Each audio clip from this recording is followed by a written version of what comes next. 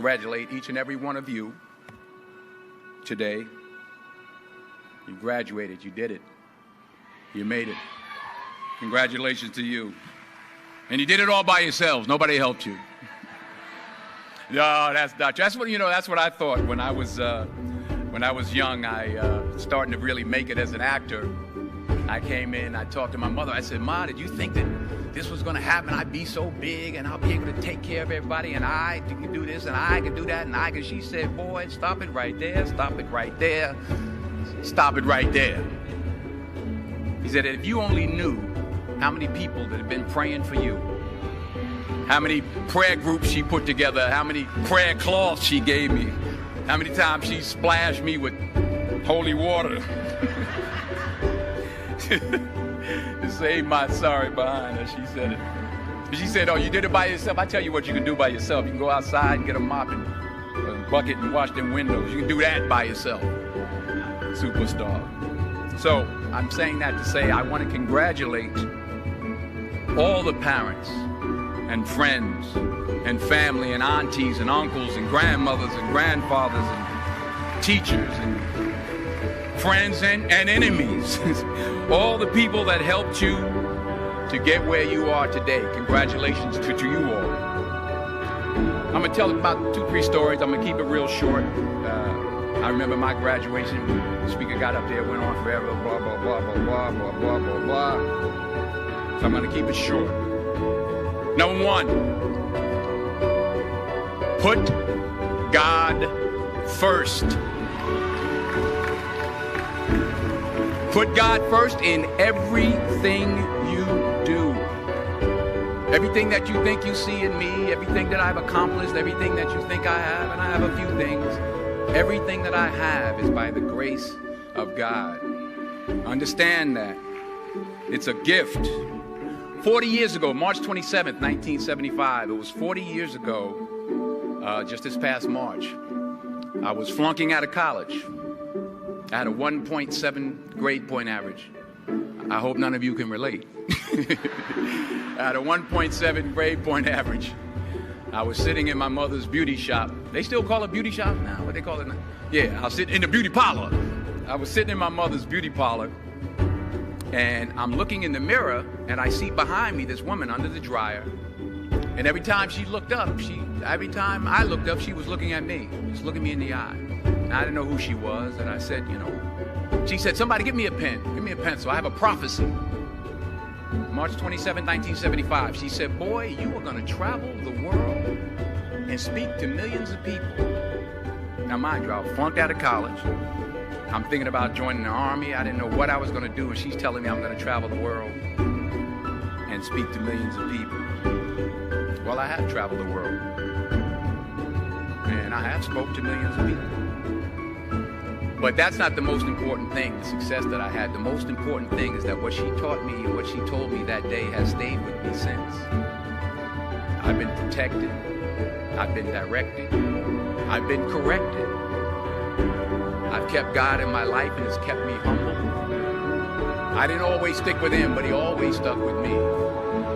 So stick with him in everything you do. If you think you want to do what you think I've done, then do what I've done and stick with God. Number 2, fail big. That's right. Fail big. Today is the beginning of the rest of your life, and it's going to be very frightening. It's a new world out there. It's a mean world out there, and you only live once. So do what you feel passionate about. Take chances professionally.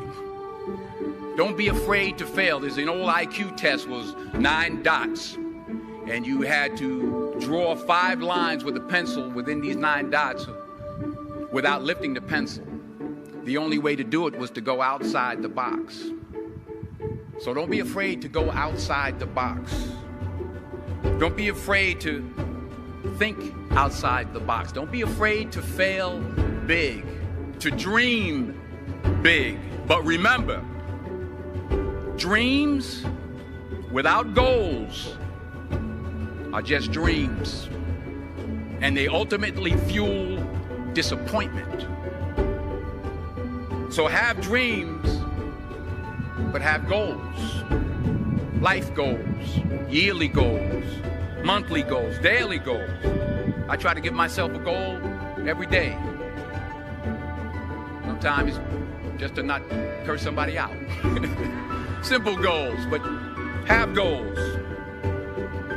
And understand that to achieve these goals, you must apply discipline and consistency. In order to achieve your goals, you must apply discipline, which you have already done, and consistency every day, not just on Tuesday and miss a few days. You have to work at it every day. You have to plan every day. You've heard the saying, we don't plan to fail, we fail to plan. Hard work works. Working really hard is what successful people do. And in this text, tweet, twerk world that you've grown up in, remember, just because you're doing a lot more doesn't mean you're getting a lot more done. Remember that. Just because you're doing a lot more doesn't mean you're getting a lot more done. Don't confuse movement with progress. My mother told me, she said, yeah, because you can run in place all the time and never get anywhere. So continue to strive, continue to have goals, continue to progress. Number 3, you'll never see a U-Haul behind a hearse. I'll say it again. You'll never see a U-Haul behind a hearse. I don't care how much money you make, you can't take it with you. The Egyptians tried it. They got robbed. That's all they got. You can't take it with you. And it's not how much you have. It's what you do with what you have. We all have different talents. Some of you will be doctors, some lawyers, some scientists, some educators, some nurses, some teachers. Yeah, okay. Some preachers. The most selfish thing you can do in this world is help someone else. Why is it selfish? Because the gratification, the goodness that comes to you, the good feeling that I get from helping others, nothing's better than that. Well, one or two things, but nothing's better than that. Not jewelry, not big house I have, not the cars, but it's the joy. That's where the joy is, in helping others. That's where the success is, in helping others. Finally, I pray that you put your slippers way under the bed tonight, so that when you wake up in the morning, you have to get on your knees to reach them. And while you're down there, say thank you for grace. Thank you for mercy. Thank you for understanding. Thank you for wisdom. Thank you for parents. Thank you for love. Thank you for kindness. Thank you for humility. Thank you for peace. Thank you for prosperity.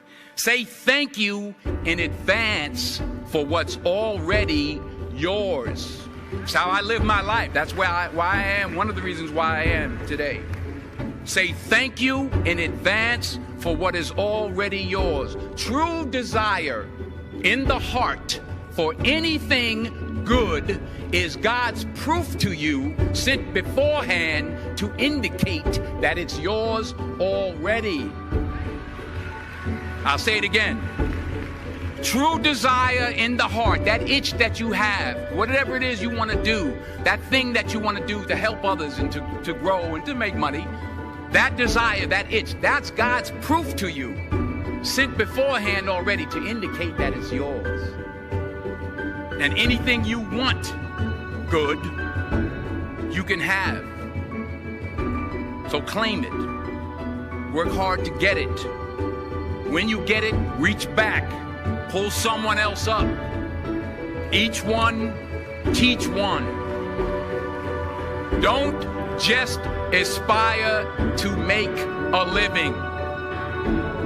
Aspire to make a difference.